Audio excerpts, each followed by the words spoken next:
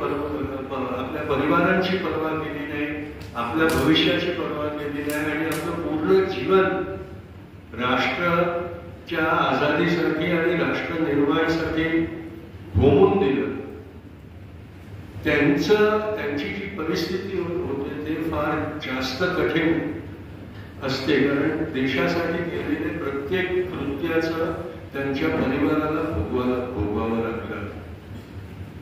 परिवारांची जे अपेक्षा असते आपल्या वडील सारख्या लोकांकडून, ती अपेक्षा जेव्हा चुकतात आणि परिवारातच राहून बाकीचं जीवन गाळायचं असतं, तेव्हा जे परिवाराला भोगावं लागलं असतं त्याची जी किंमत त्यांना द्यायला लागते ते आपण कल्पना पण करू शकतो.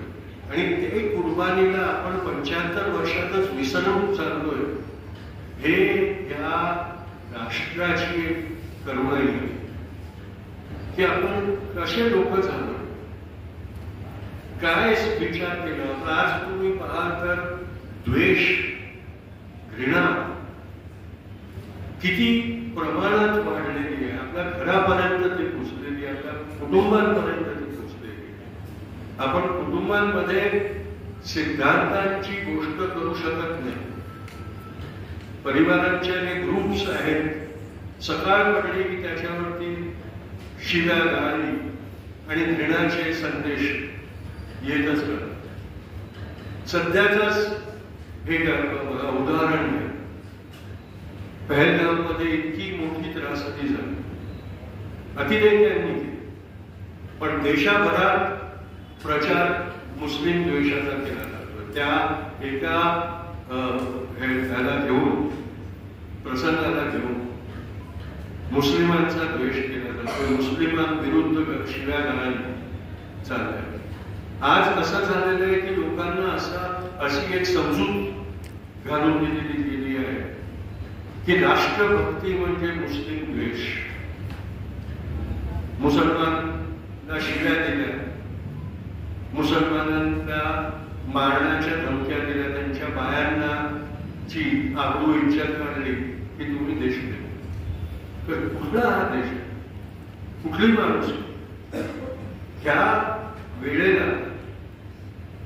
ह्या सगळ्या आपल्या जे लोकनायक होत्या त्यांचं नाव घेण्याची पण आज लाज वाटायला की कोणत्या तोंडाने आपण त्यांचं नाव पण घेऊ शकतो. आपण त्यांच्या स्मारकांवर जातो, काय लायकी आहे आपली त्या स्मारकांवर पुष्पांजली घालायची, त्यांना आदरांजली द्यायची.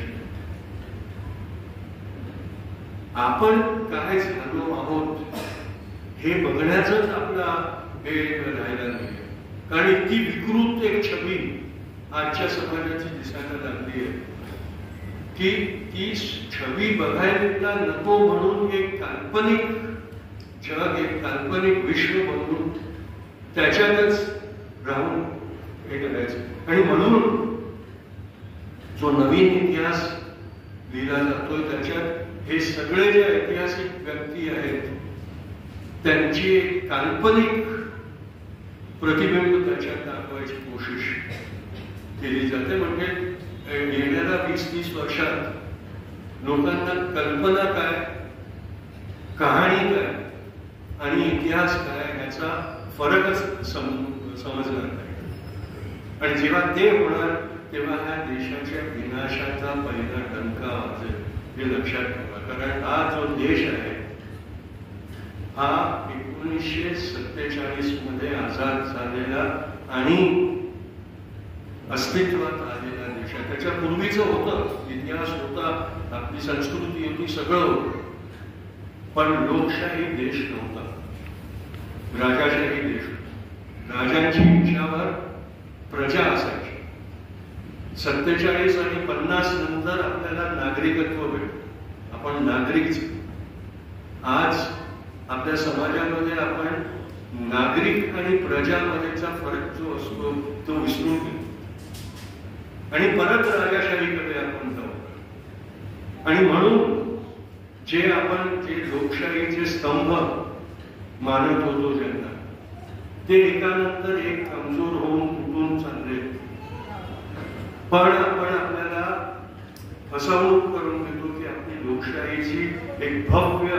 इमारत बनवून आहे.